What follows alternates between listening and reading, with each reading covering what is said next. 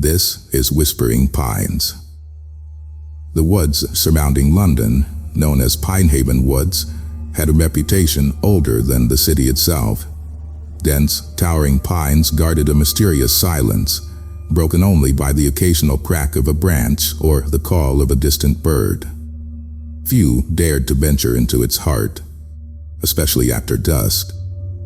Stories passed down from locals spoke of the forest's whispers, hollow, unearthly voices calling out names, and figures vanishing into shadows that moved unnaturally.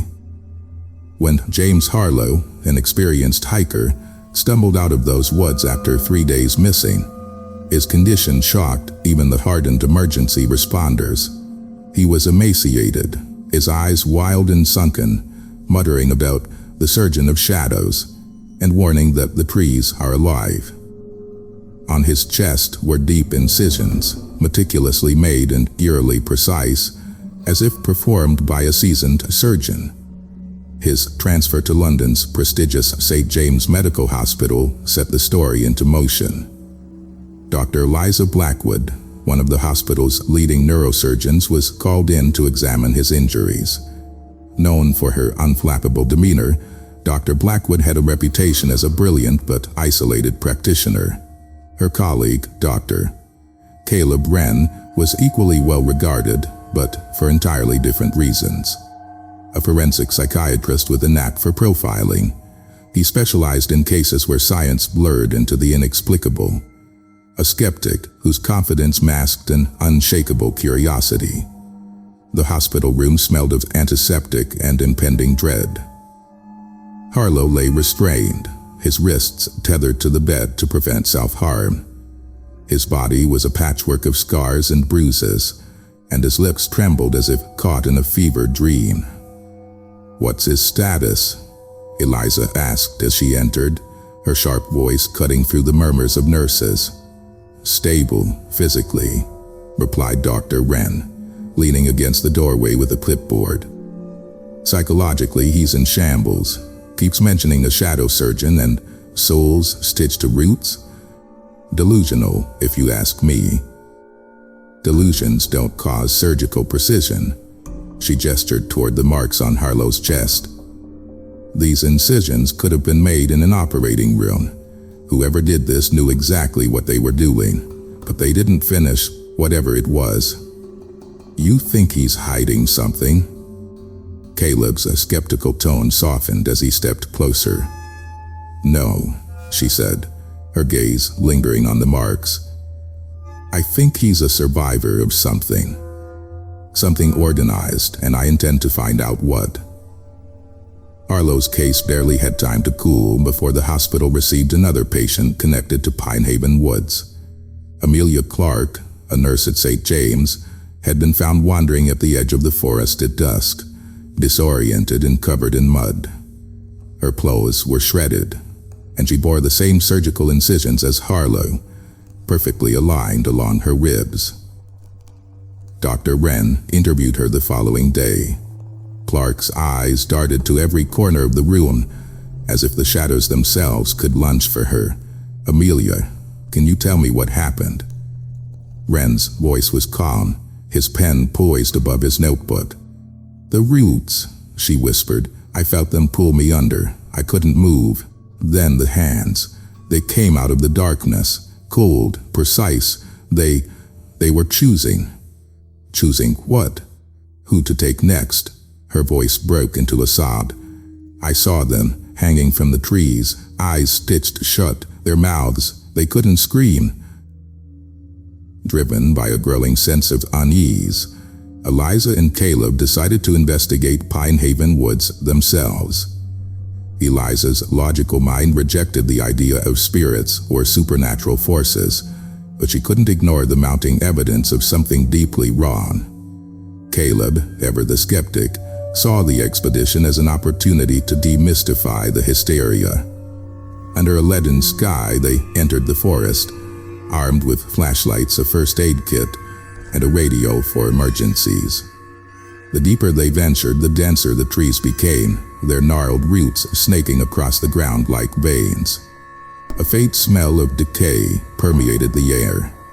They found it at twilight, a decrepit, vine-covered structure.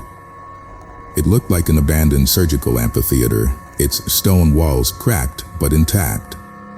Rusted chains dangled from the ceiling, and the faint outline of surgical diagrams was etched into the walls. "This place hasn't been used in decades," Eliza murmured, her voice echoing off the damp stone.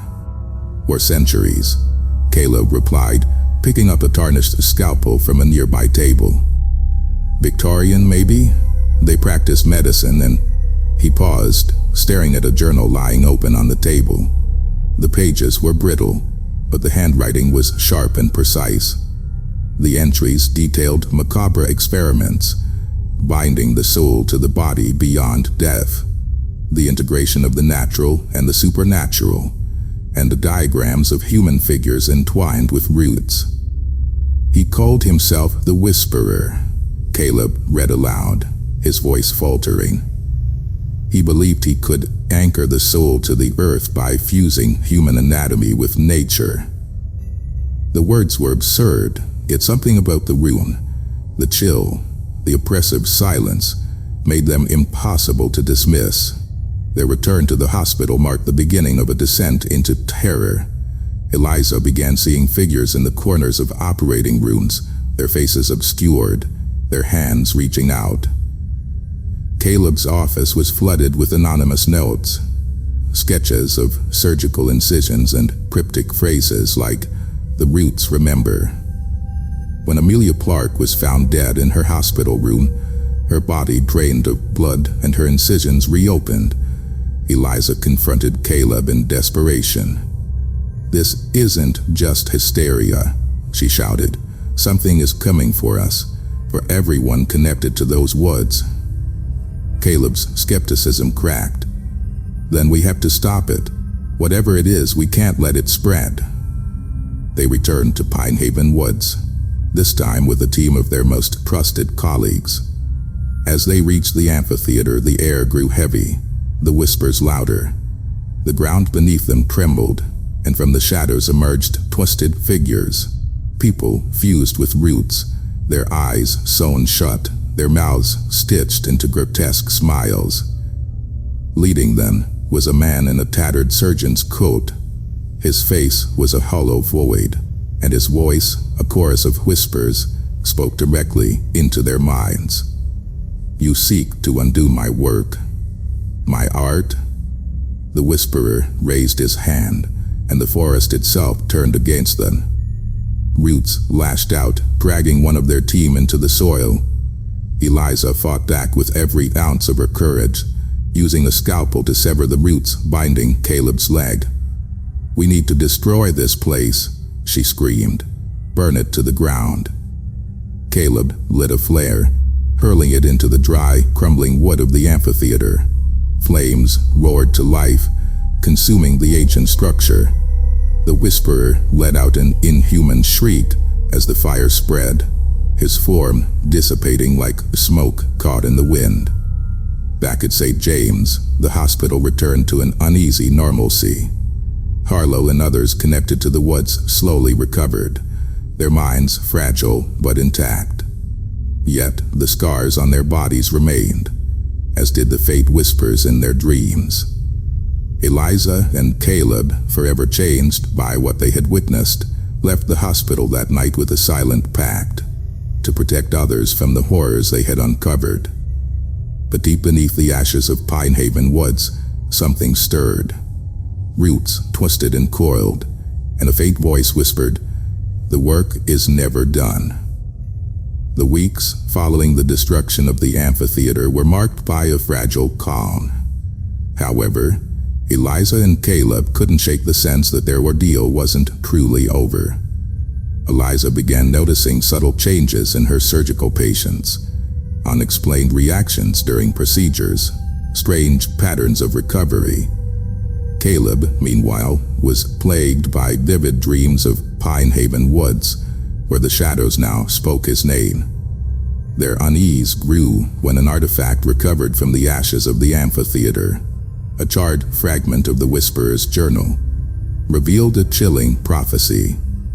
To destroy the work, one must understand its purpose. Fire can scatter seeds. Driven by this cryptic warning, Eliza and Caleb delved deeper into the history of Pine Haven Woods, tracing the origins of the Whisperer's experiments. What they discovered was a series of unsolved disappearances stretching back centuries, all centered on the forest. Legends of a healer who demanded terrible sacrifices emerged, painting a picture of a malevolent force that had adapted through generations. One rainy evening, the whispers returned. Caleb, working late in his office, heard them first.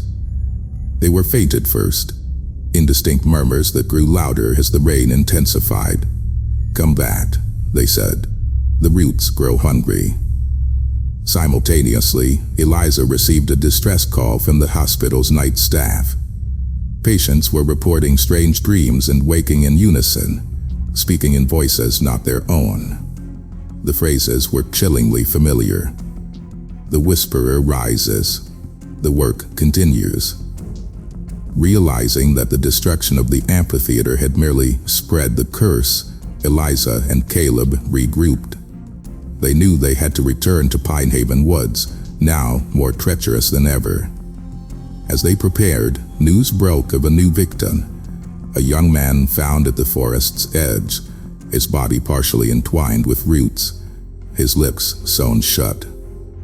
Pine Haven Woods was unrecognizable. The trees seemed taller, their bark darker, and their roots more aggressive. The air was thick, almost unbreathable, and the whispers were constant now, an unending drone that gnawed at their resolve. Eliza and Caleb ventured deeper, this time armed with specialized equipment and a resolve forged by fear. The forest seemed alive, reacting to their presence. Branches twisted to block their path, and roots lashed out, forcing them to navigate carefully. At the heart of the forest, they found what remained of the amphitheater, a blackened, smoldering crater. From its center rose a new figure, taller and more imposing than the Whisperer. It was no longer human, its form a grotesque amalgamation of flesh and root. Its hollow voice echoed with 1,000 whispers. "You sought to scatter the seeds," it said. "Now reap what you have sown." What followed was a harrowing battle against the forest itself. Using fire, chemicals, and their wits, Eliza and Caleb fought to contain the spreading corruption. In the end, it was Caleb who made the ultimate sacrifice, allowing himself to be consumed by the roots to weaken the entity's grip. Eliza emerged from Pine Haven Woods, scarred but alive. The forest was finally silent, its whispers extinguished. Caleb's sacrifice had severed the Whisperer's connection to the world, but at a tremendous cost. In the months that followed, Eliza dedicated herself to understanding what had happened, ensuring that no one else would suffer the same fate. Pine Haven Woods was declared off-limits, a quarantine enforced by both government and local authorities. Yet, in the deepest corners of her mind, Eliza knew the truth. The roots were buried, but they were not dead. And somewhere, in the forgotten depths of the earth, the Whisperer waited.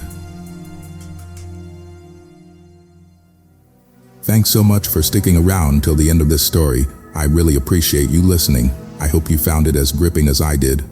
If you have a story of your own, maybe something spooky, suspenseful, or just plain fun, I'd love to hear it. Feel free to shoot me an email. The address is down in the description. Who knows, your story might be the next one I share here.